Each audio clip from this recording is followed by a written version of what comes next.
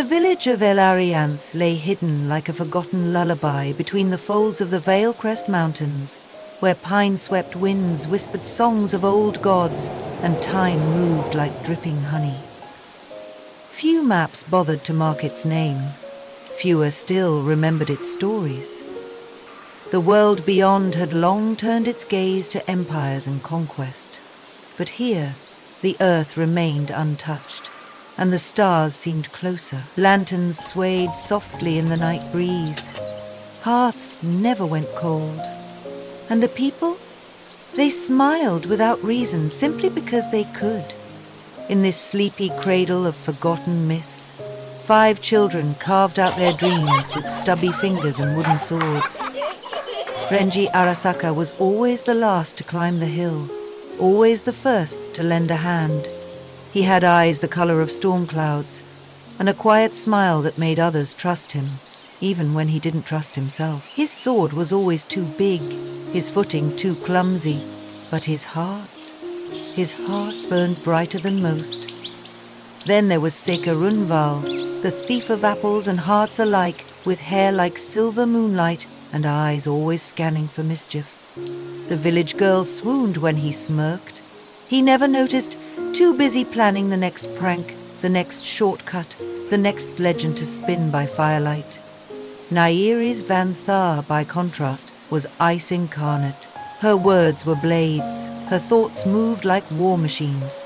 Even as a child she spoke like a queen, in waiting, 1 foot always in the future. Kaizan wrote, towering even then, was brute strength molded by kindness. A protector with fists like boulders and the soul of a poet. His laugh could shake trees, and his silence could freeze rooms. And then there was Ayaka Lysvale. She was the one who made the stars seem jealous. Silver hair that caught the wind like banners of moonlight. Golden eyes that seemed to reflect every dawn. She was grace, fire, hope. When she laughed, the birds stopped singing because even they knew they were outmatched.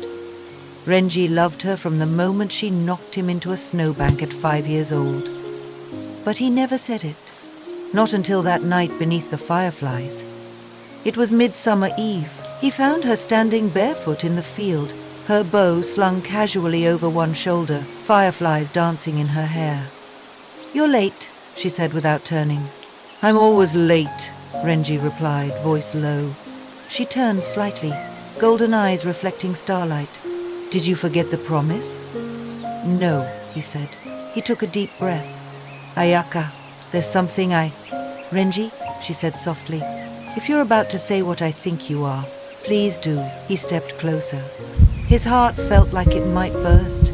"I love you," he said. "I think I always have. Since we were kids.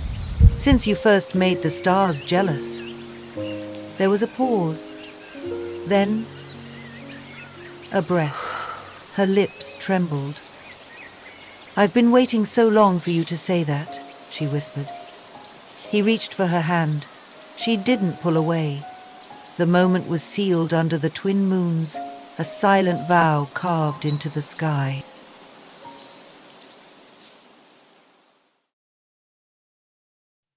Years passed.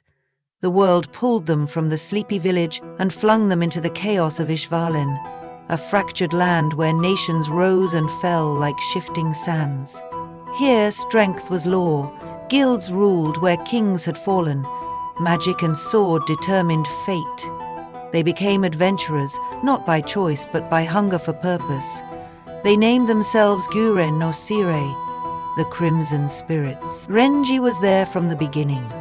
He suggested the name. Ayaka designed the sigil. Seika made them famous through tavern tales. Kaoru led them into battle with deadly precision. Daigo kept them safe with fists and loyalty. Renji tried. Gods, he tried, but the world was not a storybook. His swordsmanship was average, his magic non-existent. He trained endlessly, but his hands were too slow, his heart too soft. "Renji, you're slowing the formation," Kaoru would say calmly. "Man, we had to bail you out again," Seika joked, but it stung. Even Ayaka began to look at him differently. She stopped taking his hand after battles, stopped praising his effort. They told themselves he was the heart of the guild, but hearts don't win wars. Then came the delivery quest, just a supply run to a nearby settlement. Renji took it gladly. He needed time, space. Maybe he'd come back stronger. 3 days, just 3 days. When he returned to the hideout, an old fortress tucked into the forests of Ebbencrest Vale, he expected laughter, banter, home. Instead, the silence crushed him. Lanterns flickered. The gate creaked open. No one came to greet him. Then a sound, barely audible, a moan. Seika. His chest froze. The halls felt longer, his legs heavier. He ascended the stairs like a ghost. The door to Ayaka's room was ajar. Through the sliver, moonlight revealed everything. Silver hair tangled on a pillow, a shirtless Seika above her, her voice, his name. Renji's sword clattered to the floor. Seika turned. Shit! Renji! Ayaka pulled a blanket to her chest, eyes wide. I can explain. But she couldn't. Behind him, footsteps. Kaoru! Daigo!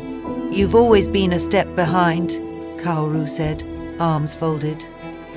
We can't carry dead weight forever, Daigo added, voice like stone. Ayaka's lip quivered. You've got a good heart, Renji, but that's not enough. You're not enough. He didn't scream, didn't draw his sword, didn't curse them. He turned, walked past them. No one followed. The wind outside howled like a mourning god. Renji kept walking, into the cold, into the dark. The stars above him still burned, but they didn't look close anymore. Only one thought remained. If weakness cast him out, then he would become so strong they'd choke on their regret.